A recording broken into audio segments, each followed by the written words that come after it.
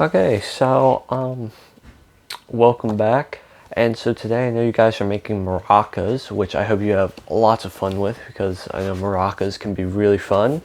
Um, so yeah, today I just have two stories. And they're both called Skippyjon Jones, but he does two different, I guess, adventures. And so Skippyjon Jones is kind of a Spanish dog or cat, and yeah, so it should tie in with maracas.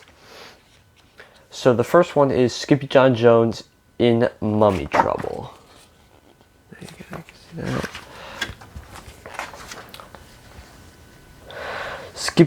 Skippyjon Jones did his very best thinking outside the box. So I think he's a cat because that would be his litter box, but he's not in his litter box. So I can already see where this is going. And this twisted his mama's whiskers tighter than a Texas tornado. "Hey you, Mr. McPoo," said Mama Junebug Jones. "Just what do you think you're doing?" McPoo didn't say boo. He was too busy reading. Hey, Lil Digger, I'm talking to you," said Mama, scooping up her boy. "A pyramid outside the litter box will never do." Then she saw his magazine.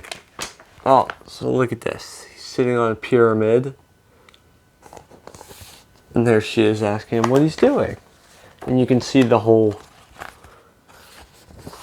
fiasco over here with all of his little brothers and sisters running around with the toilet paper. "National Leographic," mused Mama, "and the curse of the cat mummy. Why, this will give you nightmares, boy, with the upset tummy too, plus a puffy tail. On the grandest scale, this story is taboo." But Skippyjon Jones was in no mood to listen to his mama, so he skedaddled into his room. There you go, there he is, going into his room.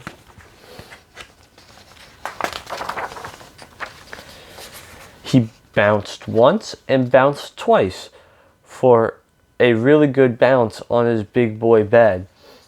And the third time he bounced, he said, "Oh, I'm Skippyjon Jones and I do love my mummy, but if I don't bounce, I get knots in my tummy." Then the kitty boy flipped over to the mirror for a look-see. And there he is bouncing on his bed.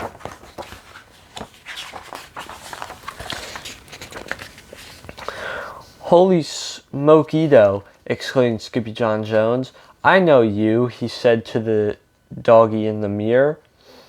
"Your ears are too big for your head is too big for your body. You are not a Siamese cat." Then, using his very best Spanish accent, he added, "You are still the big chuga dude, the whole enchilada." And they just might like enchiladas in Egypt, thought Skippy. So the kitty boy donned his mask and cape and began to sing in a moist, soft voice.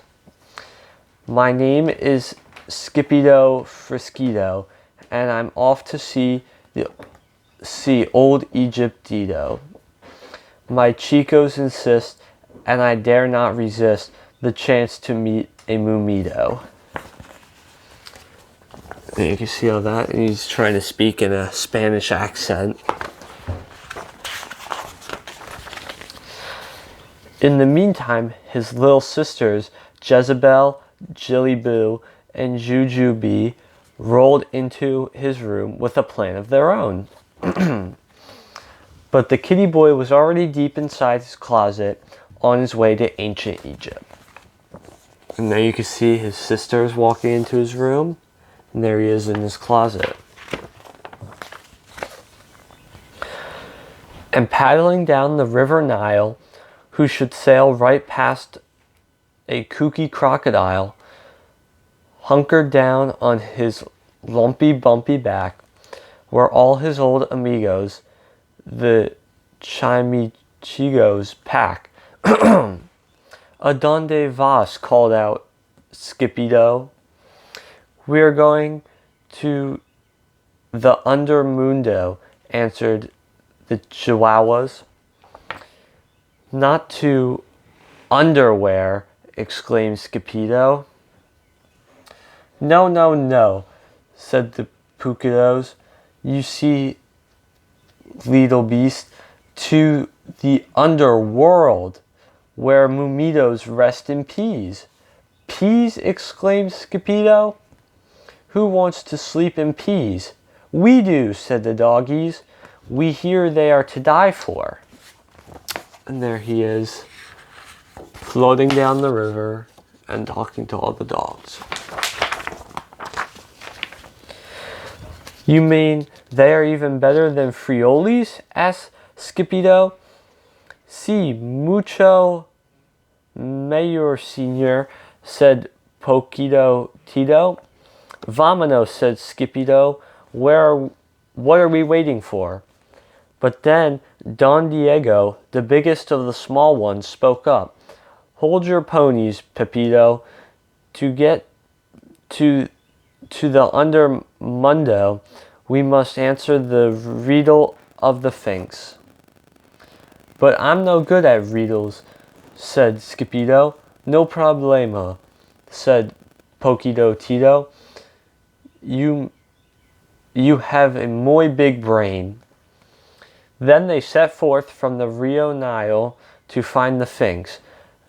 The muchachas began to sing, "Skippy, Skippyo, Skippyjo, we only have one chancerito to pass by the Sphinx, so don't be a jinx, just answer the riddle dum dito." And there they are.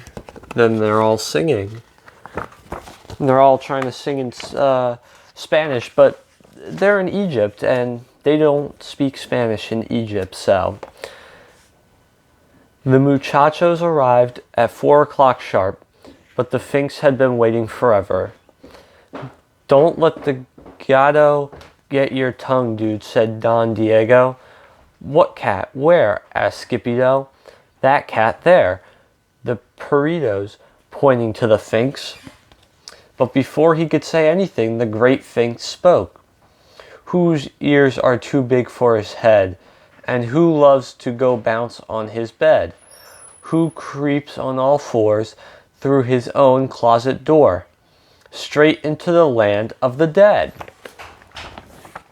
And there's so in Egypt there are lots of sphinx, which are basically ancient Egyptians built them, and they're cats, basically like the pyramids, but they're cat looking things, and they used to like worship them, so that's what they went to visit here.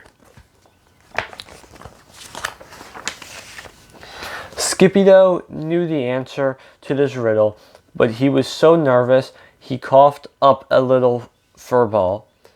"You call that an answer, dude?" said Don Diego. "The answer," bellowed the Sphinx. So with his permission, the Puritos were set free to pass on the tomb of King Rootin' Tootin' Kitten Kabootin'. When they finally reached the pyramid, the doggies burst into song and dance. "Oh see, oh say, oh serious, our boy had a touch of the virus. He coughed up a ball, so the Sphinx made a call, and now it's inscribed on papyrus." But when Skippyjo saw how dark it looked in the pyramid, he began to feel queasy. "My tummy hurts," he groaned, "and my tail is getting puffy too." So there they all are, singing, dancing in the tomb, looking for the king.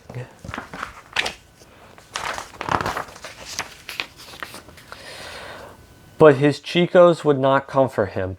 They just wanted their peas, por favor.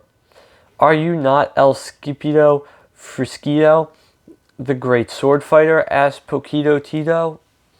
"See," declared Scipio, "that is me." "Then do your duty, dog," commanded Don Diego. So Skippydio drew in a deep breath and dove into the darkness of the musty old tomb, chanting, "Peas, por favor, peas, por favor, peas, por favor." And por favor in Spanish means please. So, and there he is going into the tomb, and here he was entering.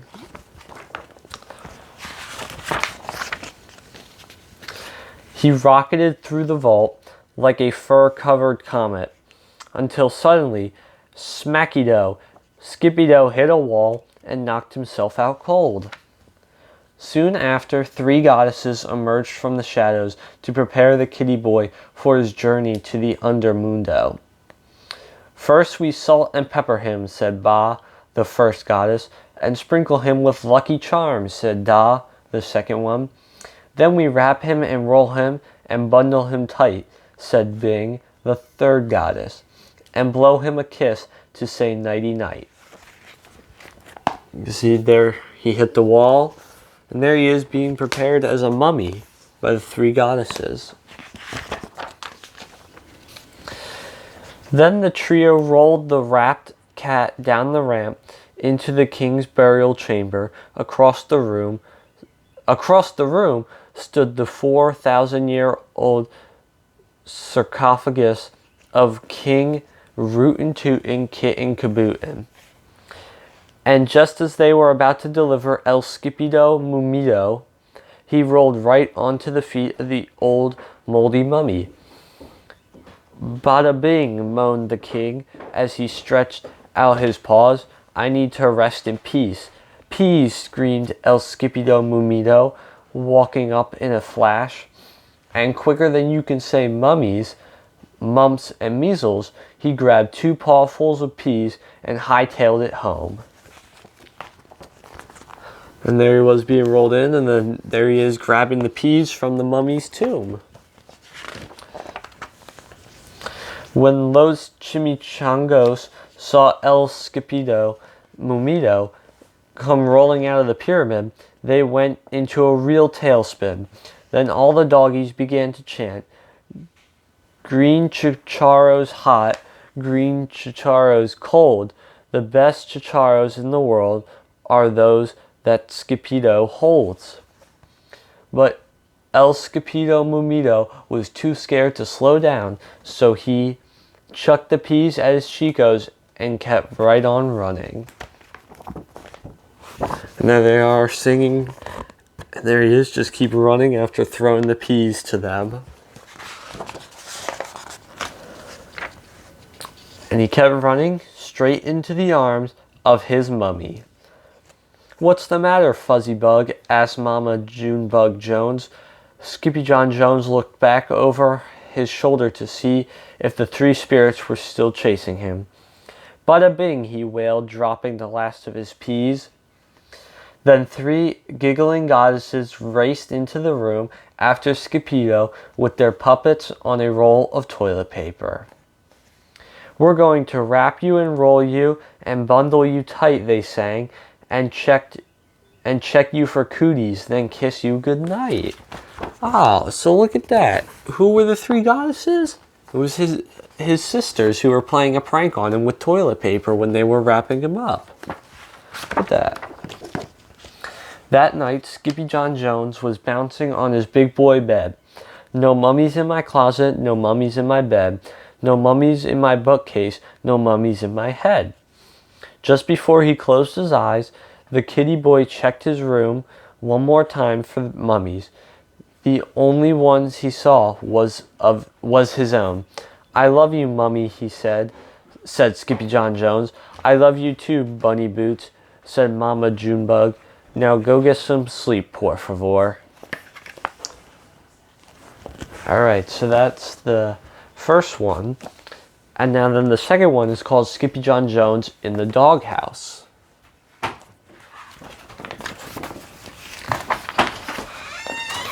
Between the hours of 1 p.m. and 3 p.m., Skippyjon Jones created his finest piece of artwork ever. So there he is drawing on the wall. It went up and down and all around the newly painted hall, and this rubbed his mama's fur the wrong way. "Drop that crayon right now, Mr. Doodlepaws," commanded Mama Junebug Jones. "You're not the boss of me," said Skippyjon Jones. "In your dreams, Mr. Bean," said Mama. "I cannot believe that in 2 quiet hours you covered the walls with those cockeyed chinchillas," she scolded. "You are not a chinchilla. You are a naughty Siamese cat, and you need a time out to think about that." The kitty boy did not budge. And there he is drawing all over the walls. And there he is, Mama's trying to put him in timeout. Look at that, his little sisters again are still drawing on the wall. But Junebug could be very persuasive. "If you think more like a cat," she said, "Mama will catch you a mouse big and fat. I'll dip it in butter and roll it in cheese. All you must do is think Siamese." I don't know, that catching a mouse with butter and cheese, that doesn't sound too good to me. Does that sound good to you? I would say probably not. "And stay out of your closet or you'll really be in the doghouse," she added, putting him into his room. In fact, Skippyjon Jones was thinking before Mama Junebug Jones even left. So there he has to stay in his bed because he's in timeout for drawing all over the wall. He was thinking of bouncing. "Doghouse," repeated Skippyjon Jones, beginning to bounce. First he bounced high, then he bounced low, pointing his rear to the chair down below. "Everyone knows from my big ears to my toes, I'm not a Siamese cat. I'm Skippyjon Jones, a Chihuahua to my bones, and that's what I think about that." And there he is, bouncing. But he missed the chair and went careening into a pile of stuffed animals. "Holy jalapeno!" explained Skippyjon Jones, pulling a bird from his ear. "The little bird says there's a bubbleito in the doghouse." Quicker than you can say Skippyjon Jones, Skippyjon Jones, Skippyjon Jones, the kitty boy climbed into his mask and cape. Then, using his very best Spanish accent, he began to sing, "Oh, my name is Skippito Frisquito, and I heard from a little birdito that the doggies have fled from the gobbling head who goes by the name of Bobbleito." So there he is, where he crashed into all the stuffed animals. And there he is with his cape and mask on, singing his little song. Down the hall, Mama and the girls squeezed together on the couch for a little TV. Can Skippyjon Jones watch the Quiz Kitties with us?" asked Jilly Boo. "Not right now, Pigeon Puff," answered Mama. "Skipperdoodle has some serious Siamese thinking to do." But Skippyjon Jones was not thinking Siamese. He was thinking Chihuahua. So there's his mom with his 3 sisters watching some TV, and then there he is, about to go off on another adventure. Quiet as a cotton ball, Skippito rolled into his closet. He blew past a boulder, chugged up a hill, and arrived alongside a shack perched 2 bones shy of the end of the world. "Where the heckito am I?" wondered Skippito aloud. The place bloomed with sniffing noises. "Who wants to know?" growled a voice from inside. "It is I, El Skippito Frisquito, the great sword fighter, the great bumbleito eater, the great fly defeater, the great spider biter, The greatest poco burrito of all, said Skippyjo. Suddenly, a rope cut in the air with a snap-ito and wrapped around his paw. Whoa, said Skippyjo as he flew under the curtain and into the shack. And there he is outside the shack talking to the mysterious voice.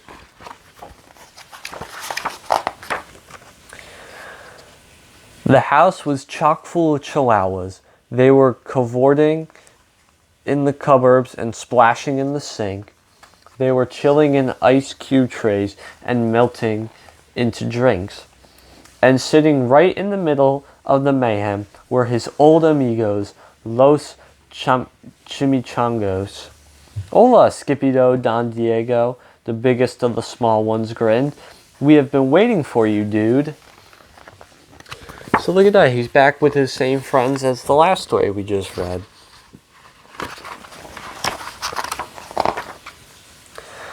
See, Skippyjo, said Poquito Tito.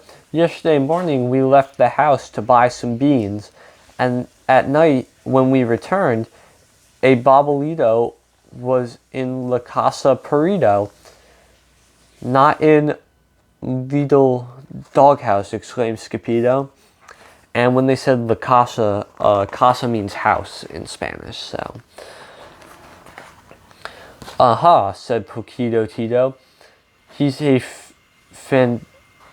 fanatica and so dramatica, and he bobbles and nods in our Attica. He must be a pain in the sciatica, said Skippyjo. He's a yes man, added Don Diego, and then all the doggies nodded. Uh-huh, uh-huh, uh-huh, uh-huh. A jumbolito pain, agreed Polka Dotito, and you are just what the doctor ordered. This made the Puquitos feel so good that they all began to sing and dance. First you turn the music way up loud, then you nod your head up and down, and wag your loco tail back and forth to the chimichanga rumba and the cha-cha-cha. Stop it, you all are killing me, dude, said Skippyjo. So there they are, and there they all singing with Skippyjo. Enough of the monkey business, said Poquito Tito, as he pulled Skippyjo outside and over to a giant tortilla. Lie down and close your eyes, ordered Poquito Tito. ¿Por qué? Asked Skippyjo nervously. And ¿por qué? I'm pretty sure means like why in Spanish, so he's asking why do I have to lay down and close my eyes.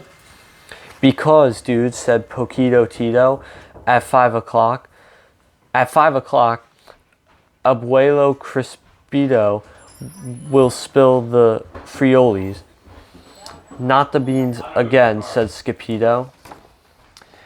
At Cinco Bells, a chihuahua as old man as Montezuma popped out of the holly boulder, and Patui brought forth three beans. It's a three-beaner, declared Perritos. Then they rolled Skippyjo into a three-bean burrito, and now we are sure to have good luck. Oh, so they rolled him into a burrito.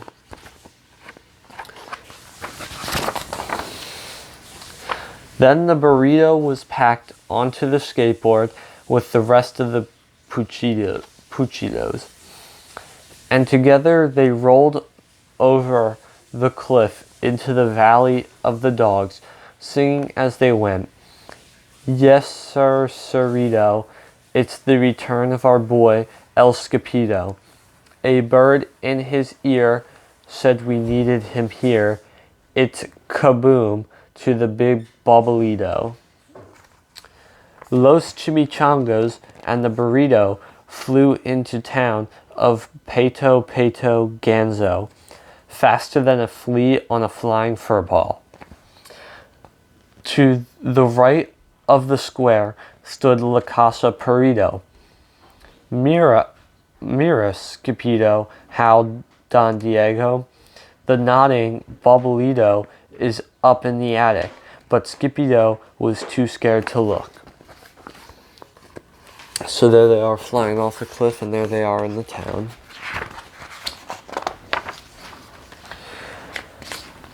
The Peritos did not give a hootito about Skippyjon's jitters. They just wanted the Bobolito out, and he was the dog for the job. With one big flourish, the Peritos unrolled the tortilla, and tossed the kitty boy and the beans up, up, up into the air until he landed on the roof of the doghouse. "Go get him, Skippyjon," cried the Puchitos.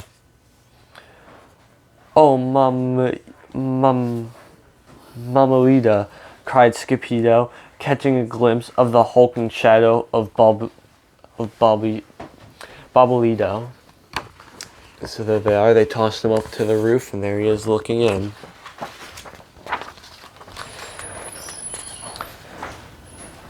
Oingy, boingy, bouncy, pouncy, Skippyjon flashed his naughty monkey eyes and lunged straight for the head of the Bobolito.